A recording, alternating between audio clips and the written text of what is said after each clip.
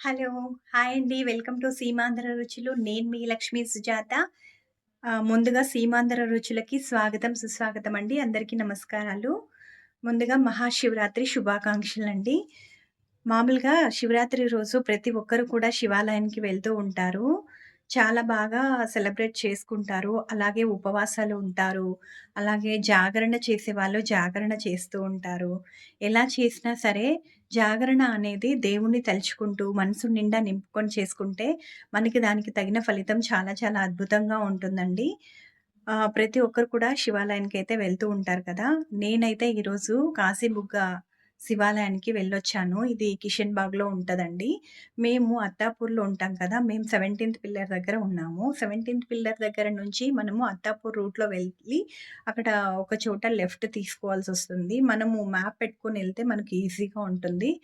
Temple అయితే చాలా ప్రశాంతంగా ఉందండి. అసలు అక్కడ మేము ఒక 1 అవర్ అలా ఖాళీగా కూర్చున్నాము. అంటే చాలా రద్దీగా ఉండే అనమాట. అందుకని కాస్త వెయిట్ చేయాల్సొచ్చింది. చాలా బావుందండి. మేము వెళ్ళిన టైంలోనే అఘోరాలు కూడా వచ్చారు. ముగ్గురొచ్చారు. వాళ్ళు కూడా పూజ చేశారు. వాళ్ళు పూజ చేస్తుంటే మేము చూసాము. వాళ్ళని దర్శించుకున్నాము. మనసైతే చాలా హ్యాపీగా అనిపించిందండి. తప్పకుండా ఒక మంచి టెంపుల్‌ని చూడాలనుకున్న వాళ్ళు, శివరాత్రి రోజు బాగా ఆ పరమశివుని అనుగ్రహం కావాలని కోరుకునే వాళ్ళు తప్పకుండా ఈ కాశీబుగ్గ క్షేత్రానికి వెళ్ళండి. ఇంకో విషయం అండి, కాశీబుగ్గ క్షేత్రము దాదాపుగా ఒక 300 సంవత్సరాలని కొందరు చెప్తున్నారు. 200 పైపెచ్చు అని కొందరు చెప్తున్నారు. ఎలా అయితే ఏమి పురాతన ఆలయాలను దర్శించడం వల్ల మన కోరికలు ఇట్టే నెరవేరుతాయి. మనం బలంగా కోరుకున్న కోరికలన్నీ కూడా ఆ క్షేత్రంలో నెరవేరుతాయి అని ప్రసిద్ధండి. తప్పకుండా వెళ్లి విజిట్ చేయండి. నేనైతే ఇక్కడ కొన్ని ఫోటోస్ అవి చూసాను. నేను మీకు పెడతాను. మీరు కూడా చూడండి. అలాగే ఒకసారి వీలైతే టెంపుల్‌ని దర్శించండి. ఓం నమః శివాయ. ఇక్కడ చూపిచ్చే ఈ చెట్లున్నాయి కదా! ఈ చెట్లు 5 చెట్లు కలిసి ఉన్నాయి. ఆహ్, అలాగే ఈ 5 చెట్లు కూడా జమ్మి చెట్టు అలా అంటే అంత క్లియర్‌గా నాకు తెలియదు. ఎందుకంటే పైనంతా కూడా అలంకరణ చేసున్నారు. సరిగా కనిపించలేదు. ఇవన్నీ కూడా వేప చెట్టు, జమ్మి చెట్టు, అలాగే రాగి చెట్టు ఇలా 5 చెట్లయితే ఉన్నాయంటండి. ఇక్కడ పిల్లలు కావాల్సిన వాళ్ళు, వాళ్ళ కోరికలు నెరవేర్చుకోవాలనుకున్న వాళ్ళు కొబ్బరికాయలైతే కడుతున్నారు. ఇదైతే మన టెంపుల్ టైమింగ్స్ అవి. మనము ఇలా లోపలికైతే వెళ్ళొచ్చు. 2 వైపుల నుంచి కూడా లోపలికి వెళ్ళవచ్చు. ఇటు నుంచి, అటు నుంచి. ఇక్కడ మనం లోపలికి వెళ్ళగానే విఘ్నేశ్వరుడు, అమ్మవారు ఉంటారండి.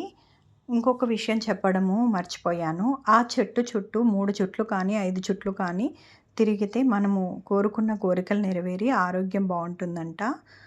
ఇలా ఈ చెట్టు కింద ఈ మండపం ఒకటుంది. ఇది అప్పటినుంచి కూడా ఉందంట. 200 పైపెచ్చు నుంచే ఉందంట. 200 సంవత్సరాల నుంచే. ఇదైతే నాగప్రతిష్ఠ ఈ మధ్యనే చేశారంట. ఇప్పుడు ఈ స్టెప్స్ కనిపిస్తున్నాయి కదా! ఇలా లోపలికి వెళ్తే మనం శివుడిని చూడొచ్చు. అక్కడే మన కాశీబుగ్గ పరమేశ్వరుడు ఉంటాడు. అసలు చాలా బాగా ఇక్కడ బాగా అంటే శివలింగానికి ఎక్కడినుంచో వాటర్ వస్తాయంట అండి. ఆ వాటర్ అంతా మంజీరా నది ఉంది పక్కనే. ఆ వాటర్ అంతా కూడా అంటే మూసీ నది అండి. మంజీరా వాటరు. ఆ వాటరు ఇక్కడ శివలింగానికి ఎప్పుడు నిరంతరం అభిషేకిస్తూనే ఉంటాయంట. ఆ వాటర్ ఎక్కడి నుంచి వచ్చేది సైంటిస్టులు కూడా కనుక్కోలేకపోయారంట. ఇంకా ఈ ప్రాంత విశిష్టత చాలా బాగా చెప్పారండి. చాలా బావుంటుందని. తప్పకుండా వీలైతే వెళ్ళి చూడడంలో తప్పు లేదు కదండీ! తప్పకుండా విజిట్ చేయండి. కింద నుంచి వెనక సైడ్ అయితే ఈ అమ్మవారు ఉంటారు. పార్వతీ అమ్మవారు. ఇది అండి కాశీబుగ్గలో ఇలా ఒకవైపు నుంచి వాటర్ వస్తుంటే, ఒకవైపు నుంచి వెళ్తూ ఉంటాయి. నచ్చితే లైక్ చేయండి, షేర్ చేయండి, కామెంట్ చేయండి. Thank you. ఓం నమః శివాయ.